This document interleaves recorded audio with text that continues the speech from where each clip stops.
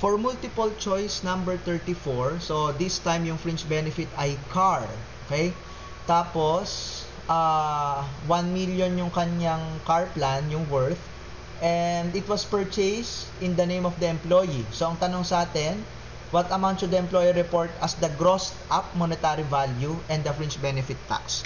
So, pag binili siya at ililipat sa pangalan ng employee, so, ang monetary value niya ay yung 1 million. Okay? Kasi, ililipat So, buo. Wala na yung imumultiply kung anong percent. Yan na yon. I-gross up mo siya by dividing it by 65%. So, ang gross up monetary value is 1,538,462. Multiply that to the tax rate. So, your fringe benefit tax is 538,462. So, ang sagot natin sa 34 ay letter A.